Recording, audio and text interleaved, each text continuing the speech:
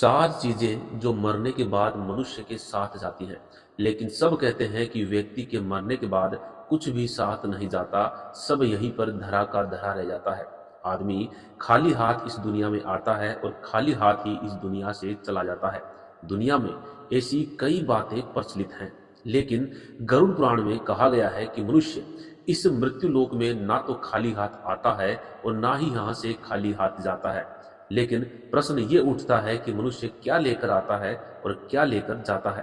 तो आइए जानते हैं कि जब मनुष्य जन्म लेता है तो क्या साथ लेकर के आता है और जब वह मर जाता है तो क्या साथ लेकर के जाता है।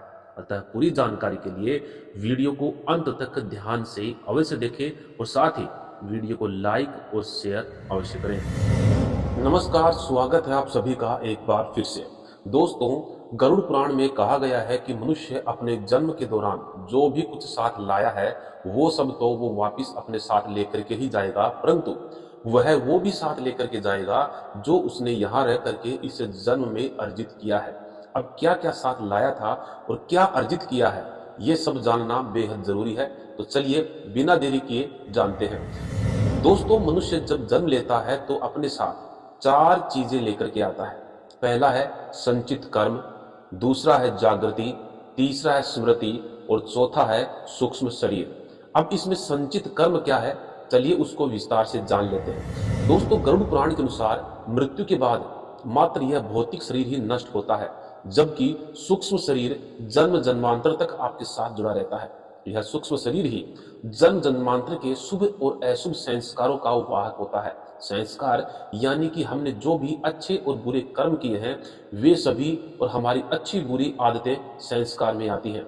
ये संस्कार मनुष्य के पूर्व जन्मों से ही नहीं आते, बल्कि माता पिता के संस्कार भी रज एवं वीर्य के माध्यम से सूक्ष्म शरीर में प्रविष्ट होते हैं, जिससे मनुष्य का व्यक्तित्व इन दोनों से ही प्रभावित होता है। स्त्री के गर्भ धारण की परिस्थितियां भी इस सूक्ष्म शरीर पर अपना गहरा प्रभाव डालती हैं। ये कर्म संस्कार ही प्रत्येक जन्म में संग्रहित होते चले जाते हैं, जिससे अच्छे और बुरे दोनों कर्मों का एक विशाल भंडार बनता जाता है। इसे ही हर जन्म का संचित कर्म कहते हैं। अब 2 नंबर पे जान लेते हैं कि ये स्मृति क्या है। दोस्तों, गरुड़ पुराण के अनुसार इस पृथ्वी पर 1% भी लोग नहीं होंगे जो अपने पिछले जन्म के बारे में जानते होंगे कि वह पिछले जन्म में क्या थे। प्रत्येक व्यक्ति के पास अपने पिछले और इस जन्म की कुछ खास स्मृतियां संग्रहित रहती हैं। व्यक्ति की स्मृतियां कभी भी समाप्त नहीं होती हैं। भगवान श्री कृष्ण गीता में अर्जुन से कहते हैं कि हे अर्जुन, तुम्हें अपने पिछले और अगले जन्म की याद बिल्कुल भी नहीं है, लेकिन मुझे अपने लाखों जन्म की भी याद है। लाखों वर्ष पूर्व तुम भी थे और मैं भी था।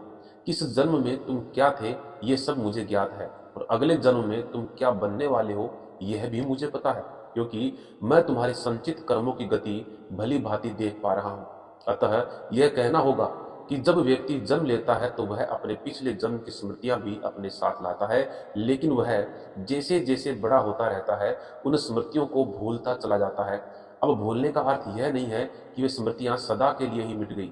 वे स्मृतियां अभी भी आपके सूक्ष्म शरीर के मस्तिष्क में हैं, लेकिन आप इस सांसारिक मोह माया में फंसकर उन स्मृतियों को इस जन्म में भुला चुके हैं। इसी तरह जब व्यक्ति मरता है तो वह इस जन्म की स्मृतियां भी बटोर कर अपने सूक्ष्म शरीर के साथ ले जाता है। अब नंबर 3 पे जान लेते हैं कि ये जागृति क्या है। दोस्तों, यह विषय थोड़ा जटिल है। प्रत्येक मनुष्य और प्राणी के भीतर जागृति का स्तर अलग अलग होता है। यह उसकी जीवन शैली, संवेदना एवं सोच पर निर्भर करता है। उदाहरण के लिए हम समझ सकते हैं कि एक कुत्ता मनुष्य से कम जागृत है। जैसे एक शराबी व्यक्ति होता है, उसका बेहोशी का स्तर अगर ज्यादा है तो वह भावनाओं और विचारों के वश में अधिक रहता है, अर्थात उसके जीवन में भोग, संभोग और भावना ही महत्वपूर्ण होती है। आप इसको इस तरह से समझें कि आप में और पशु में क्या खास फर्क है।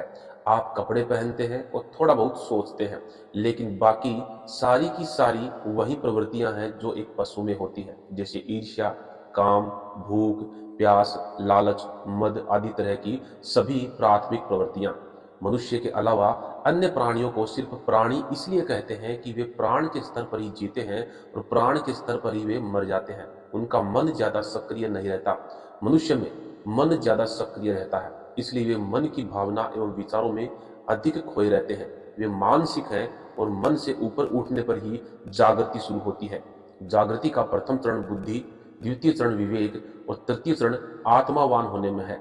प्रार्थना और ध्यान से जागृति बढ़ती है। इन सभी को मिला करके कहा जाता है कि व्यक्ति अपने साथ धर्म लाता है और धर्म ही ले जाता है, क्योंकि धर्म का शाब्दिक अर्थ है धारण करना। शास्त्रों में कहा गया है कि व्यक्ति की मृत्यु होने पर उसके सगे संबंधी भी व्यक्ति की उस मृत देह से कुछ समय में ही अपना मोह त्याग देते हैं और उस देह का अंतिम संस्कार कर वहां से चले जाते हैं। लेकिन इस समय भी मात्र धर्म ही एक ऐसा साथी होता है जो उस सूक्ष्म शरीर के साथ जाता है। यहाँ धर्म का अर्थ है अच्छे और बुरे कर्म, इस जन्म की स्मृति और जागृति, साथ ही सूक्ष्म शरीर तो है ही। ये सभी चीजें उसके साथ इसलिए जाती हैं कि वह जैसे ही पुनर्जन्म लेगा तो इन चीजों के साथ लेगा। पुनर्जन्म का स्थान कैसा होगा, वहाँ का माहौल कैसा होगा, इस जन्म में वो सुखी रहेगा या दुखी, ये सब उसके पूर्व जन्मों के संचित कर्मों पर निर्भर करेगा। तो दोस्तों, आज इस वीडियो में इतना ही। इस जानकारी को शेयर अवश्य करें और कमेंट बॉक्स में जय श्री कृष्णा अवश्य लिखें। धन्यवाद।